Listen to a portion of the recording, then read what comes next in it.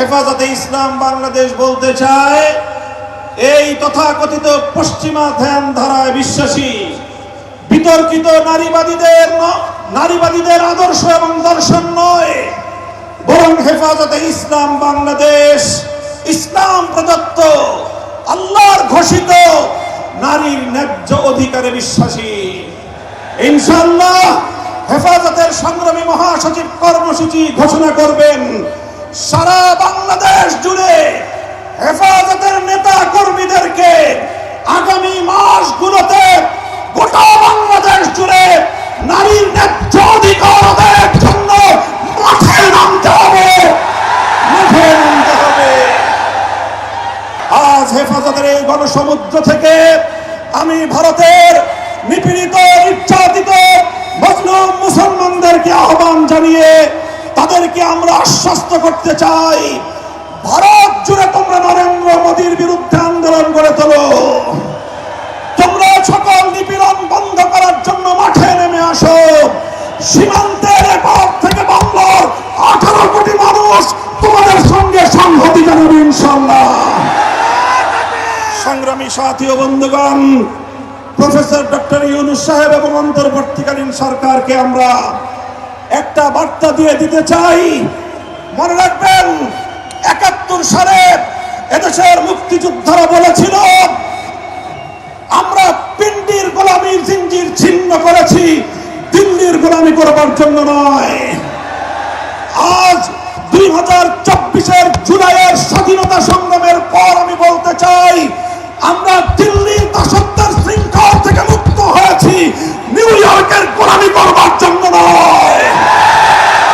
যদি বাংলাদেশকে ওয়াশিংটনের দাস পরিণত করবার কোন পায়তারা করা হয়, আর যদি হিউম্যানিটারিয়ান করিডোরের নামে আমার বাংলাদেশের বুকের উপর দিয়ে যদি বাংলাদেশের সার্বভৌমত্ব স্বাধীনতা হরণ করবার জন্য আমার স্বাধীন জনপদের 1 ইঞ্চি মাটি কেড়ে নেওয়ার জন্য যদি এই অপতৎপরতা চালানো হয়, চলমান এই অপতৎপরতা যদি বন্ধ না করা হয়, তবে আমি সারা দেশের দেশপ্রেমিক জনতাকে উদাত্ত আহ্বান জানাবো, যুদ্ধের প্রস্তুতি নাও, দেশের জন্য যুদ্ধের প্রস্তুতি নাও।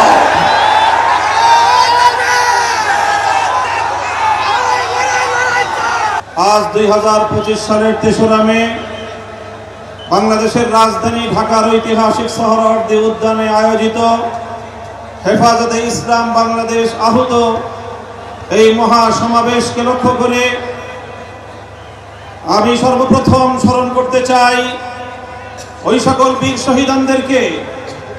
শাপলা থেকে 2024-এর জুলাই বিপ্লব পর্যন্ত রক্তের রাঙা যেই পথ পাড়ি দিয়ে বাংলাদেশ 2024-এর 5ই আগস্ট দ্বিতীয়বারের মতো স্বাধীনতা অর্জন করেছে। সেই স্বাধীন বাংলার মাটিতে দাঁড়িয়ে আমরা শপথে বাণী উচ্চারণ করতে চাই, রক্ত দিয়ে স্বাধীনতা এনেছি, প্রয়োজনে রক্ত দিয়ে সেই স্বাধীনতা আমরা রক্ষা করবো ইনশাআল্লাহ। স্বাধীন বাংলার মাটিতে দাঁড়িয়ে আমরা বলতে চাই, নারী সংস্কারের নামে আল্লাহর কোরআনকে, ইসলামকে যে কটাক্ষ করা হয়েছে, ধর্মীয় উত্তরাধিকার বিধান, পারিবারিক বিধানকে নারী পুরুষের মধ্যে বৈষম্যের প্রধান কারণ বলে আখ্যায়িত করে বিতর্কিত নারী বিষয়ক কমিশন এদেশের সংখ্যাগরিষ্ঠ মানুষের ধর্মীয় অনুভূতিতে আঘাত প্রদান করেছে। ধর্মীয় অনুভূতিতে আঘাত প্রদান করবার অপরাধে তাদের বিরুদ্ধে আমরা রাষ্ট্রের শাস্তিমূলক ব্যবস্থা দেখতে চাই। হেফাজতে ইসলাম বাংলাদেশ বলতে চায়, এই তথাকথিত পশ্চিমা ধ্যান ধারায় বিশ্বাসী বিতর্কিত নারীবাদীদের আদর্শ এবং দর্শন নয়, বরং হেফাজতে ইসলাম বাংলাদেশ ইসলাম প্রদত্ত আল্লাহর ঘোষিত নারীর ন্যায্য অধিকারে বিশ্বাসী। ইনশাআল্লাহ হেফাজতের সংগ্রামী মহাসচিব কর্মসূচি ঘোষণা করবেন। সারা বাংলাদেশ জুড়ে হেফাজতের নেতা কর্মীদেরকে আগামী মাসগুলোতে গোটা বাংলাদেশ জুড়ে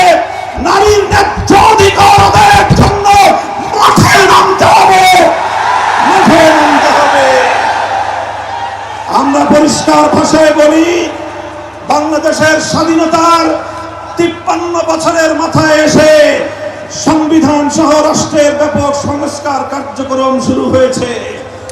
এই সংস্কার কার্যক্রম চলাকালীন সময়ে বহুত্ববাদের মতোই বিতর্কিত একত্ববাদ বিরোধী কোন কনসেপ্ট বাংলার মানুষ গ্রহণ করবে না।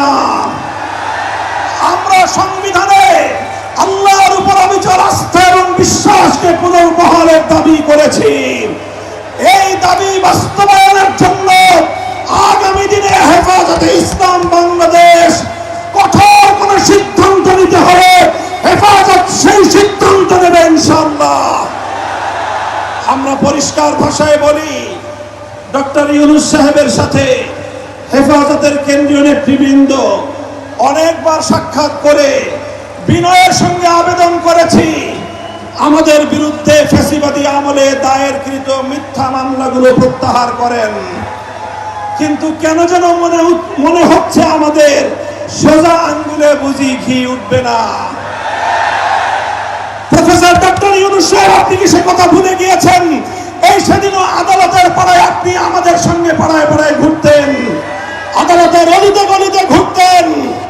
আমরা পরিষ্কার ভাষায় বলছি, আগামী 2 মাসের মধ্যে যদি হেফাজতে ইসলামের বিরুদ্ধে দায়েরকৃত মামলাগুলো প্রত্যাহার না হয়, হেফাজতে ইসলাম বাংলাদেশ সে মামলা বাতিল করার জন্য যা করতে হয় তাই করবে, তাই করবে ইনশাআল্লাহ।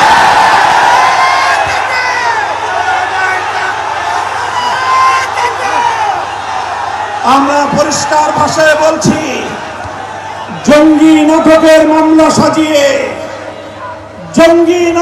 মামলা সাজিয়ে আল্লাহর নবীর প্রকৃত উম্মত, নবী প্রেমিক উম্মত যাদেরকে কারাগারের 4 দেয়ালে বন্দী করে রাখা হয়েছে, যারা নবীর দুশমনদের বিপক্ষে পদক্ষেপ নিয়েছে, তারা গোটা উম্মতের কাছে হিরো, তারা গোটা উম্মতের হৃদয়ের মণি, চোখের মণি, হৃদয়ের প্রশান্তি।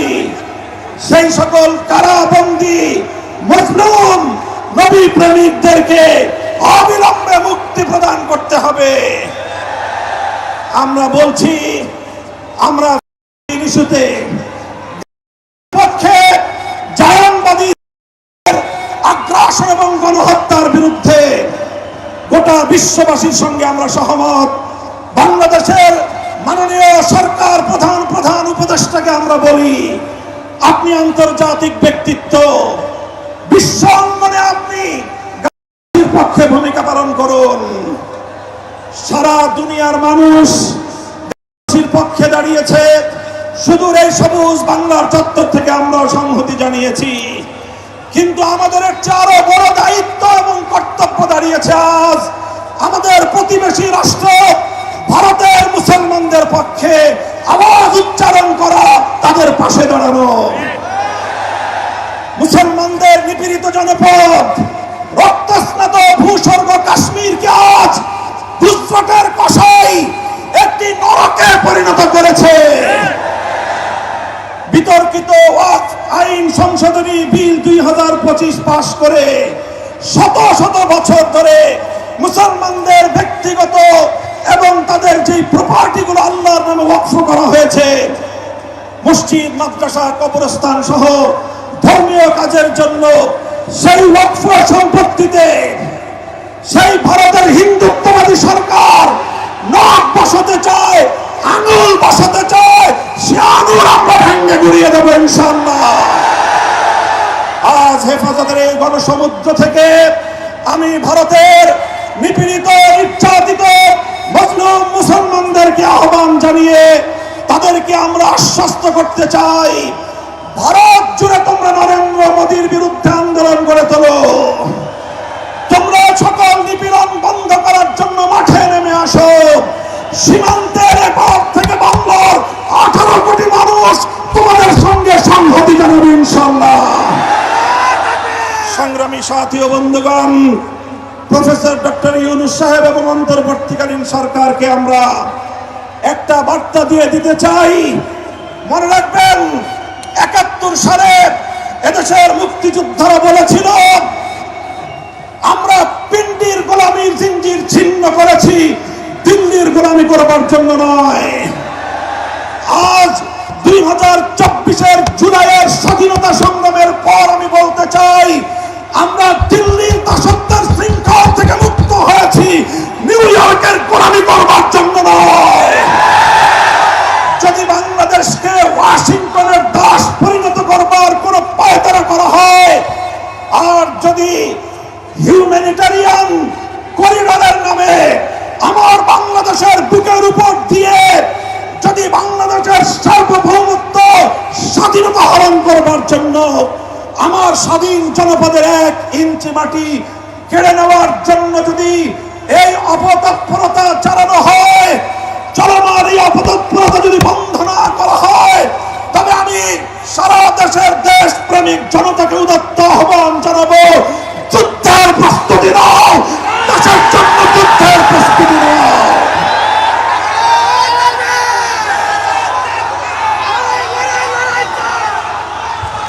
আমরা আমার দেশের প্রতি ইঞ্চি মাটি আমার জায়নামাজের মাটি।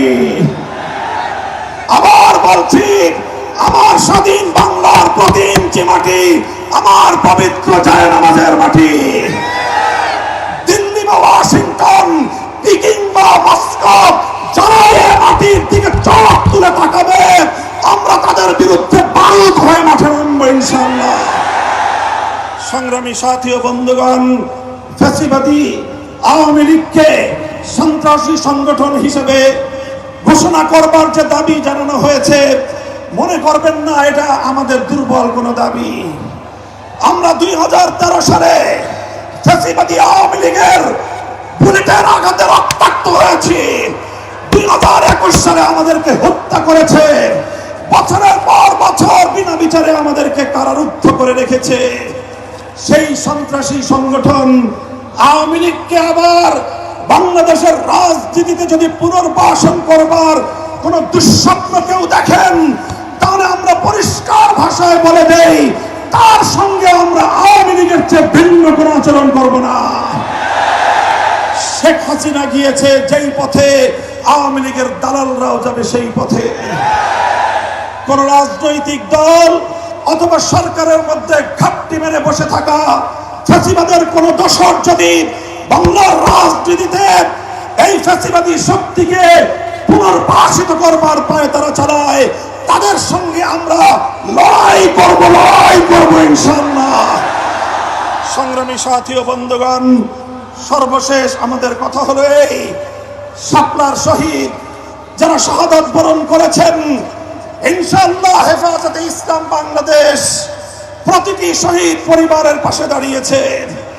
শাপলার সকল শহীদদের পরিচয়গুলো যতটুকু সম্ভব ফ্যাসিবাদী আমলে অধিকাংশ বীর শহীদদের লাশ গুম করা হয়েছে, লাওয়ারিশ হিসেবে তাদেরকে দাফন করা হয়েছে। সরকারের তৎকালীন গোয়েন্দা সংস্থার কাছে যদি তার কোনো তথ্য থেকে থাকে, আমি বর্তমান সরকারের কাছে দাবি জানাবো, আমার শাপলা চত্বরের বেওয়ারিশ হিসেবে দাফন হওয়া প্রতিটি লাশ, গুম হওয়া প্রতিটি শহীদের তথ্য উদ্ঘাটন করতে হবে, জাতির কাছে প্রকাশ করতে হবে। এর বাইরে গোটা বাংলাদেশে যতজন বীর শহীদান রয়েছেন, প্রত্যেক শহীদের পরিবারের সঙ্গে যোগাযোগ করে আমাদের সর্বশেষ ভেরিফিকেশন এবং যাচাইয়ের কাজ চলছে। ইনশাআল্লাহ আমরা শাপলার রক্তে রঞ্জিত এই মে মাসের মধ্যে হেফাজতে ইসলামের পক্ষ থেকে আমাদের ভেরিফাইড সেই সকল বীর জাতীয় শহীদানদের পরিচয় এবং তাদের গৌরবগাথা ইতিহাস জাতির সামনে আমরা তুলে ধরবো ইনশাআল্লাহ। সেই সকল রক্তে রাঙা শাপলার বীর শহীদানদের স্মৃতি বিজড়িত ইমানের দুর্দমনীয় কাফেলা, শাপলা চত্বরের শহীদি কাফেলা হেফাজতে ইসলাম বাংলাদেশকে আমি আজ বাংলাদেশের স্বাধীনতার অতন্দ্র প্রহরী হিসেবে ঘোষণা করতে চাই। আমরা বলতে চাই, বাংলাদেশের ইসলাম এবং স্বাধীনতা এক সূত্রে গাঁথা। বাংলাদেশের ইসলাম এবং স্বাধীনতা এক সূত্রে গাঁথা। যারা বাংলাদেশে ইসলামের উপর আঘাত করে তারাই স্বাধীনতার দুশমন, তারাই স্বাধীনতার শত্রু। আগামী দিনে দেশ এবং ইসলাম স্বাধীনতার এই শত্রুদেরকে যেখানেই পাওয়া যাবে সেখানেই প্রতিহত করতে হবে, সেখানেই প্রতিহত করতে হবে। যদি এজন্য আমাদেরকে আরো জীবন দিতে হয়, যদি এজন্য আমাদেরকে আরো রক্ত দিতে হয়, আরো ত্যাগের কোরবানি স্বীকার করতে হয়, যদি আরো বড় করে নজরানা পেশ করতে হয়, শাহাদাতের রক্ত দেওয়ার জন্য জীবন বিপন্ন করে দেশ এবং ইসলামকে রক্ষা করার জন্য আল্লামা বাবু নগরীর হাতে শপথ গ্রহণ করতে কারা কারা প্রস্তুত আছে? হাত তুলে শপথ করো।